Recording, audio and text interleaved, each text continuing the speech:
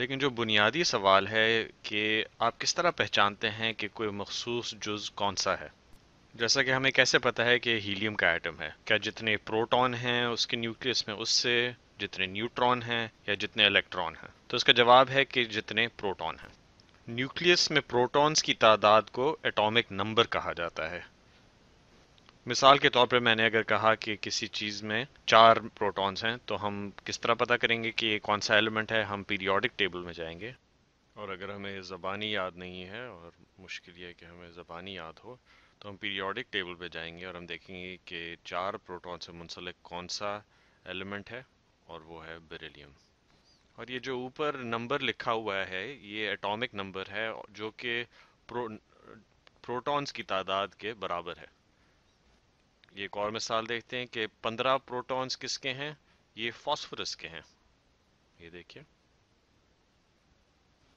اسی طرح آئیے کچھ اور مثالیں دیکھتے ہیں۔ 7 پروٹونز کس کے ہیں؟ نائٹروجن کے۔ 8 کس کے ہیں؟ آکسیجن کے۔ ہم آئندہ بات کریں گے کہ بجلی کیسے پیدا ہوتی ہے، یعنی چارج کیسے پیدا ہوتا ہے جو کہ الیکٹرونز کی منتقلی کا عمل ہے۔ لیکن یاد رہے کہ اس سے مادہ تبدیل نہیں ہوتا، اور جب نیوٹرونز بھی منتقل ہوتے ہیں تو اس سے مادہ تبدیل نہیں ہوتا۔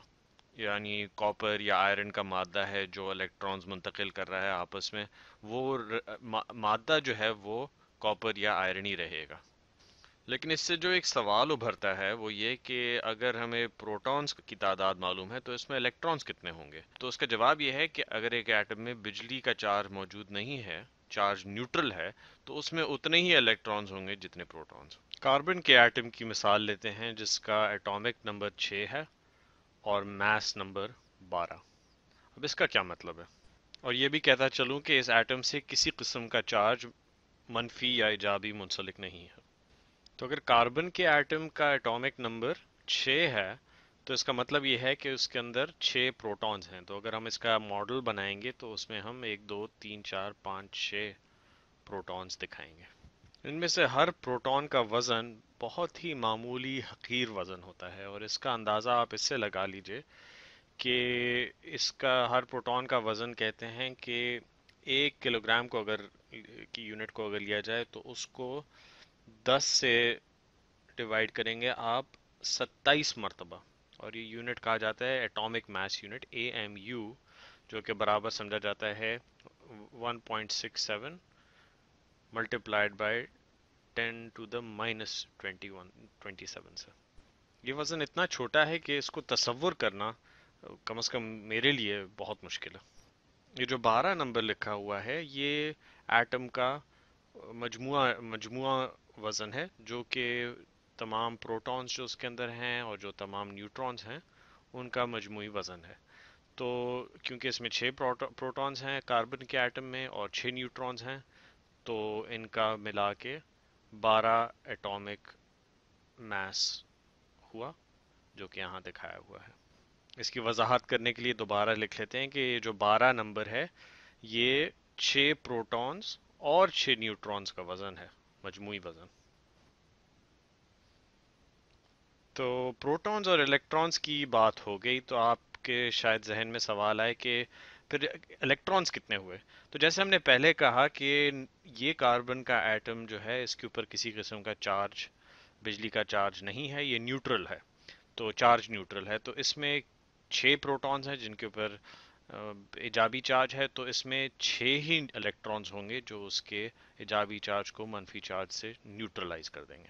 یہ ہم نیوکلیس بنا دیتے ہیں، پروٹونز پہلے دکھائے ہوئے تھے، 6 نیوٹرونز دکھا دیے، اب ان کے ارد گرد ہم کم از کم تصور کر سکتے ہیں کہ 6 الیکٹرونز بکھرے ہوئے ہیں۔ جیسے پہلے ذکر کیا، الیکٹرونز کی حرکت کسی ہموار یا پریڈکٹیبل دائرے کے ذریعے نہیں بلکہ کسی پروبیبلٹی فنکشن کے ذریعے ہم اندازہ کر سکتے ہیں۔ اس ڈائیگرام سے آپ کو بظاہر نظر آ رہا ہوگا کہ ایک ایٹم کا میس یا ٹھوس مادہ ہے وہ زیادہ تر نیوکلیس کے اندر ہے، اور اس کے ارد گرد جو الیکٹرونز کی جگہ ہے وہ بہت کھلی اور خالی ہے۔ ذرا یہ سوچئے کہ ایک پروٹون کا وزن 1836 الیکٹرونز کے برابر ہوتا ہے۔ اسی لیے جب ہم ایٹم کے وزن کی بات کرتے ہیں تو ہم الیکٹرانز کے وزن کو نظر انداز ہی کر دیتے ہیں، کیونکہ وہ زیادہ نہیں ہوتا پروٹونز اور الیکٹرانز کے مقابلے میں۔ آئیے پیریوڈک ٹیبل کے اوپر نظر ڈالتے ہیں۔ یہ ٹیبل آپ کو مختلف مادوں یعنی ایلیمنٹس کے بارے میں انفارمیشن دیتا ہے۔ اس کے یہ دیکھیے آکسیجن کا ایٹامک نمبر 8 بتایا ہوا ہے، اور یہ سلیکون ہے جس کے اندر 14 پروٹونز ہوتے ہیں۔ پھر یہ دیکھیے کاربن کے نیچے لکھا ہوا ہے کہ اس کا ایٹامک میس 12.0107 ہے۔ یہ کیا چیز ہے؟ یہ کاربن کے ایٹم کا ایٹامک ویٹ ہے، یہ لکھ لیتے ہیں، carbon atomic weight of carbon, جو کہ ہم نے دیکھا پیریوڈک ٹیبل میں 12.0107 ہے۔ اب اس کا کیا مطلب ہے کہ کیا اس کا مطلب ہے کہ اس میں 6 پروٹونز کا وزن ہے اور بقایا 6.0107 تقریباً 6 نیوٹرونز اور ایک کسی نیوٹرون کا جز، ایک فریکشن نیوٹرون کی ہے؟ نہیں، اس کا مطلب یہ ہے کہ یہ ایک ایوریج ہے، جو کہ کاربن کی کئی قسمیں زمین پہ پائی جاتی ہیں، تو ان کا مختلف قسم کی کاربن کی قسموں کا ایک ایوریج ہے۔ کاربن کی پہلی قسم جسے کاربن 12 کہا جاتا ہے، اس میں 6 پروٹون اور 6 نیوٹرون موجود ہوتے ہیں، اور کاربن کی ایک اور قسم ہے کاربن 14 جسے کہا جاتا ہے، جس میں 6 پروٹون اور 8 نیوٹرون موجود ہوتے ہیں۔ تو یہ دونوں قسمیں دنیا میں موجود ہیں، اور ان کی اگر تلاش کی جائے، جو کہ ہمیں معلوم ہے کہ کاربن کی جو کاربن 12 کی قسم ہے وہ بیشتر اکثریت میں موجود ہے دنیا میں، اور جو کاربن 14 کی قسم ہے وہ بہت کم موجود ہے۔ تو اس کی اگر ہم کسی قسم کی ایک اوسط درجے کی کاربن کا اندازہ لگانا چاہتے ہیں تو ہم زیادہ وزن کاربن 12 کو دیں گے، کاربن 14 کو نہیں۔ تو اسی لیے ایوریج جو ہے وہ 12 کے زیادہ قریب ہے۔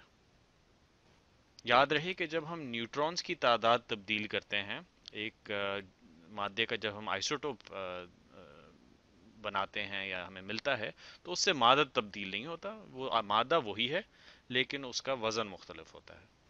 آئیے واپس چلتے ہیں اس موضوع پہ، ایٹم کے موضوع پہ، جس کا شروع میں ذکر کیا تھا کہ فلسفے کی بنیاد سے بہت وہ دلچسپ پہلو ہے کہ دراصل ایٹم کا جو جسے کہہ سکتے ہیں سب سے زیادہ ٹھوس حصہ ہے، وہ تو اس کا نیوکلیس ہے، جو بالکل ہی جو درمیان میں ہوتا ہے، اور جو ایٹم کا پورا کی جو پوری اوسط ہے اس کا ایک بہت ہی چھوٹا حصہ ہوتا ہے۔ اس کے ارد گرد جو زیادہ حصہ ہے وہ تو الیکٹرانز کی کا جو دائرہ ہے یا حرکت کا جو ایریا ہے وہ ہوتا ہے، لیکن اس میں الیکٹرانز چکر لگا رہے ہوتے ہیں، لیکن یہ کہنا مشکل ہوتا ہے کہ الیکٹرانز ہیں کدھر۔ فرض کیجئے ہم دو ایٹم لیتے ہیں جو آپس میں جڑے ہوئے ہیں، تو اگر ہم یہ سوال پوچھیں کہ ان کا مادہ کہاں پہ ہے، تو وہ جو ٹھوس مادے کا کی اوسط ہے وہ بالکل ہی معمولی درمیان میں نیوکلیس کے اندر ہے، ان کے ارد گرد کا ایریا تو بالکل کھلا کشادہ ہے۔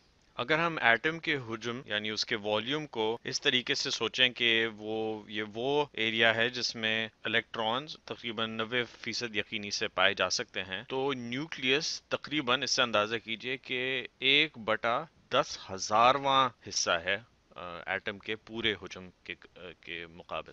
اس سب کہنے کا مقصد یہ ہے کہ آپ آپ اپنے اگر گرد و نواح میں دیکھیں، اپنے ہاتھ کو دیکھیں، ساتھ والے دروازے کو دیکھیں، دیوار کو دیکھیں، بظاہر جو چیزیں بہت ٹھوس نظر آتی ہیں، وہ اگر آپ ایٹامک لیول پہ آ کے دیکھیں تو بالکل ان میں بالکل خالی جگہ ہے۔